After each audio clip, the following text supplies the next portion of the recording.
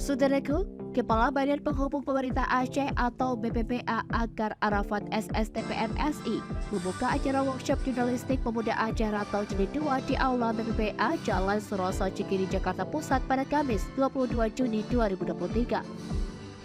Adapun kegiatan tersebut diikuti oleh puluhan peserta yang terdiri dari masyarakat, mahasiswa, dan pemuda asal Aceh yang berdomisili di Pulau Jawa.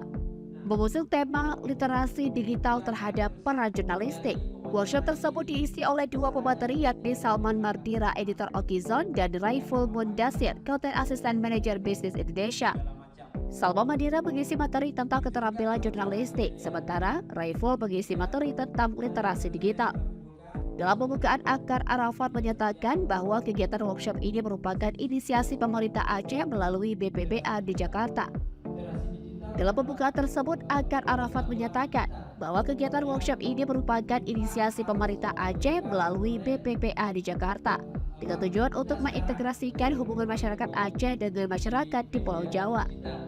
Selain itu, Akar Arafat juga berharap dengan adanya kegiatan workshop jurnalistik jilid 2 tersebut, elemen masyarakat Aceh di perantauan dapat meningkatkan soft skill dan hard skill, agar bisa terus berkarya untuk membenahi ruang literasi yang baik sesuai dengan perkembangan zaman. Oleh sebab itu, pihaknya berharap pelatihan ini mampu menjadi dasar untuk perkembangan yang lebih lanjut bagi seluruh masyarakat Aceh di perantauan.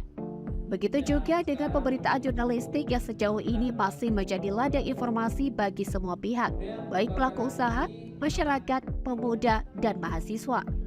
Untuk diketahui, selain offline, kegiatan tersebut juga diikuti oleh puluhan peserta lainnya secara online.